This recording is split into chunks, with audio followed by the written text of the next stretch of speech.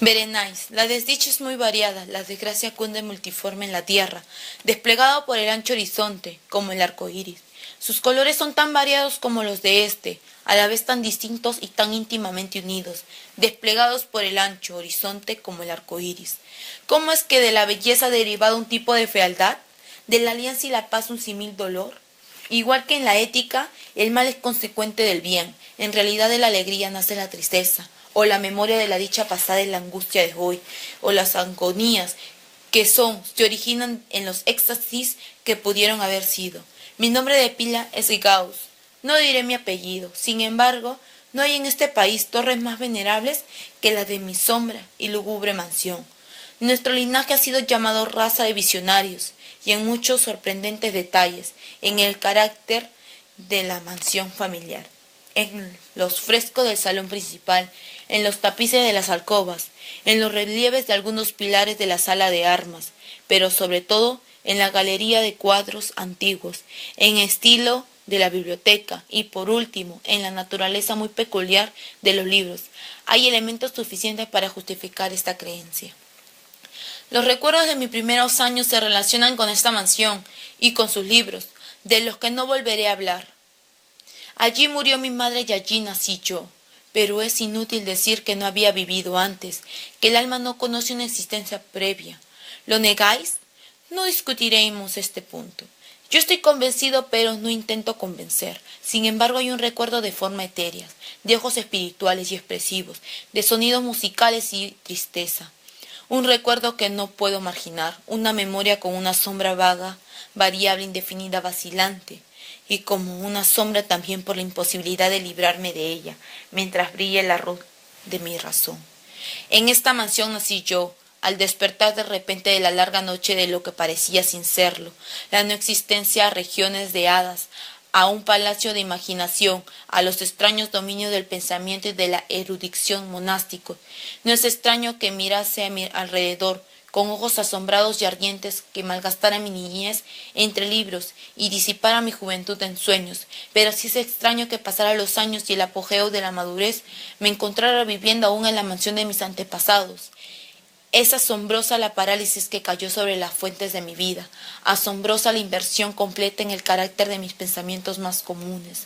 Las realidades del mundo terrestre me afectaron como visiones, solo como visiones, mientras las extrañas ideas del mundo de los sueños, por el contrario, se tornaron no en materia de mi existencia cotidiana, sino realmente en mi cínica y total existencia. Berenice y yo éramos primos, crecimos juntos en la mansión de nuestros antepasados, pero crecimos de modo distinto. Yo enfermizo, envuelto en tristeza, ella ágil, graciosa, llena de fuerza. Suyo eran los paseos por la colina, míos los estudios del claustro. Yo viviendo, encerrado en mí mismo, entregado en cuerpo y alma en la intensa y penosa meditación, ella vagando sin preocuparse de la vida, sin pensar en la sombra del camino ni el silencio vuelo de las olas de alas negras. Berenice, invoco su nombre, Berenice, y ante este sonido se conmueven mil tumultuosos recuerdos de las grises ruinas.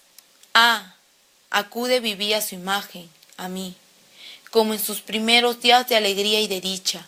Oh encantadora y fantástica belleza, oh silfide entre los arbustos de Amjerín, oh náyade entre sus fuentes, y entonces todo es misterio y terror, y una historia que no se debe contar. La enfermedad, una enfermedad mortal sobre ella cayó, como el simún, y mientras yo contemplaba el espíritu del cambio, la arrastró, penetrando en su mente, en sus costumbres y en su carácter, y la forma más sutil y terrible llegó a alterar incluso en su identidad.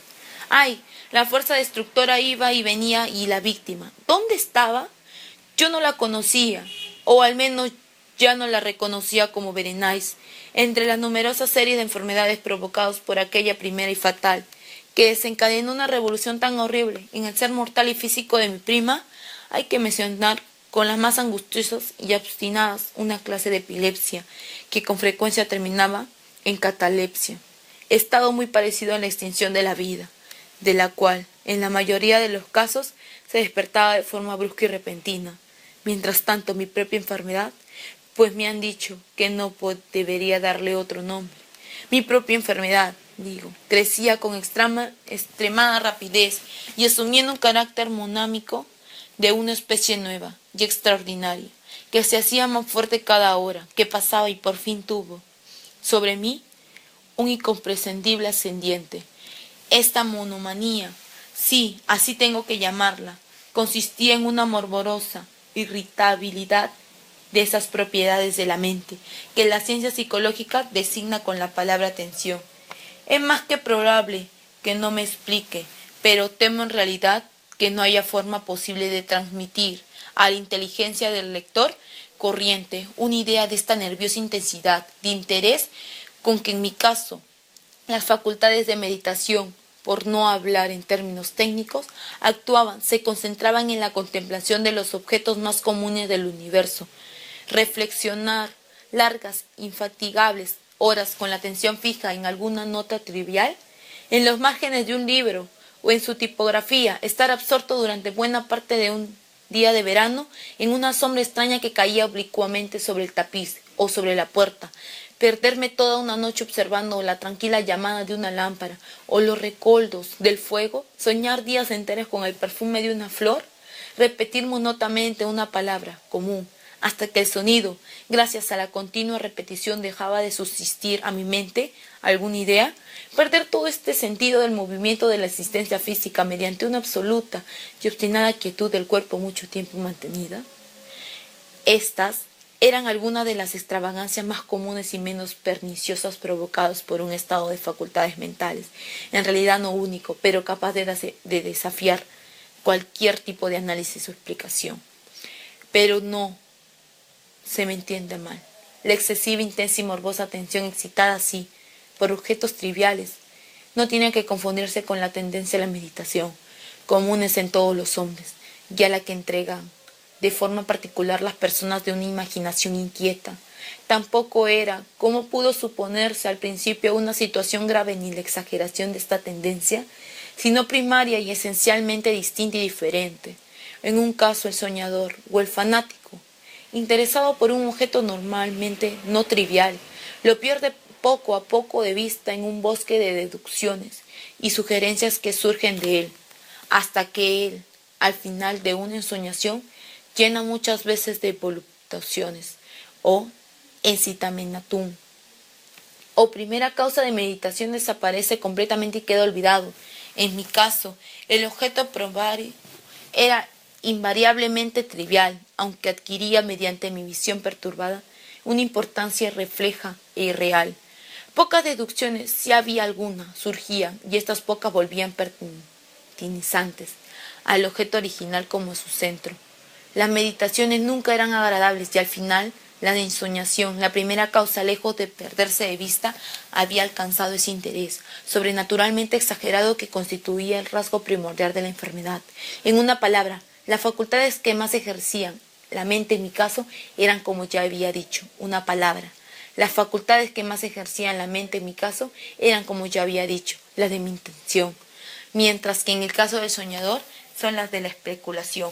Mis libros en esa época, si no servían realmente para aumentar el trastorno, compartían en gran medida. ¿Cómo se verá por su carácter imaginativo e inconexo?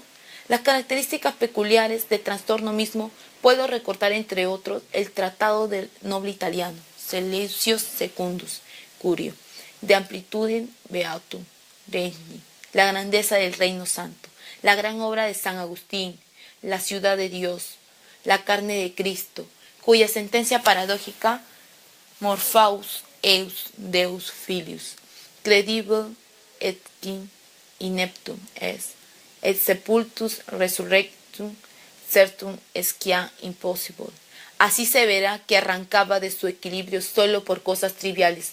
Mi razón se parecía a ese peñasco marino del que no hablaba Plotomo Hefestion, que resistía firme a los ataques de la violencia humana y la furia más feroz de las aguas y de los violentos vientos, pero temblaba simplemente con el contacto de la flor llamada asphodelo, aunque para un observador desapercibido pudiera parecer fuera de toda duda que la alteración producida en la condición moral de Berenice Por su desgracia enfermedad me había proporcionado muchos temas para el ejercicio de esta meditación intensa y anormal, cuya naturaleza me ha costado bastante explicar. Sin embargo, no era este el caso en los intervalos lúcidos de mi mal. La calamidad de Berenice me daba lástima, y profundamente conmovido por la ruina total de su hermosa y dulce vida, no dejaba de meditar con frecuencia amargamente en los prodigiosos mecanismos por los que había llegado a producirse una revolución de repentina y extraña. Por esta reflexión no compartía la idiosincrasia de mi enfermedad, y eran como las que hubiesen presentado en circunstancias semejantes al común de los mortales. Fiel a su propio carácter, mi trastorno se creaba en los cambios de menor importancia, pero más llamativos producidos en la constitución física de Berenice, en la extraña y espantosa deformación de su identidad personal, en los días más brillantes de su belleza incomparable. No la amé. En la extraña anomalía de mi existencia, mis sentimientos nunca venían del corazón, y mis pasiones siempre venían de la mente. En los brumosos amaneceres, en las sombras entrelazadas del bosque del mediodía y el silencio de mi biblioteca por la noche, ella había flotado ante mis ojos, y yo la había visto, no como la Berenice viva y palpitante, sino como la Berenice de un sueño, no como una moradora de la tierra, sino como una abstracción, no como algo para admirar, sino algo para analizar, no como un objeto de amor, sino como un tema de la más abstrusa, aunque inconexa especulación. Y ahora, temblaba en su presencia y palidecía. Cuando se acercaba, sin embargo, lamentando amargamente su decadencia y su ruina, recordé que me había amado mucho tiempo, y en que un momento aciago le hablé de matrimonio. Y cuando por fin se acercaba la fecha de nuestro matrimonio, una tarde de invierno, en uno de esos días intempestivamente cálidos, tranquilos y brumosos que constituyen la nodriza de la bella Alcione, estaba yo sentado en el gabinete interior de la biblioteca, y al levantar los ojos vi a Berenice ante mí. Fue mi imaginación excitada, la influencia de la atmósfera brumosa, la incierta luz crepuscular del aposento, los vestidos grises que envolvían su figura, en los que dieron un contorno tan vacilante e indefinido. No sabría decirlo. Ella no dijo una palabra, y yo por nada del mundo hubiera podido pronunciar una sílaba. Un escalofrío helado cruzó mi cuerpo, me oprimió una sensación de insufrible ansiedad, una curiosidad devoradora invadió mi alma, y reclinándome en la silla me quedé un rato, sin aliento, inmóvil, con mis ojos clavados en una persona. Ahí su delgadez era extrema, y ni la menor huella de su anterior se mostraba en una sola línea del contorno. Mi ardente mirada cayó por fin sobre su rostro. La frente era alta, muy pálida y extrañamente serena, lo que en un tiempo fuera cabello negro, azache, caía parcialmente sobre la frente y sombreaba las sienes, discordantes por su matriz fantástica con la melancolía de su rostro. Sus ojos no tenían brillo y parecían sin pupilas, y esquivé involuntariamente su mirada vidriosa para contemplar sus labios finos y contraídos. Se entreabrieron, y en una sonrisa de expresión peculiar, los dientes de la desconocida Berenice se revelaron lentamente a mis ojos. Quiera Dios que nunca los hubiera visto, o que después de verlos hubiera muerto.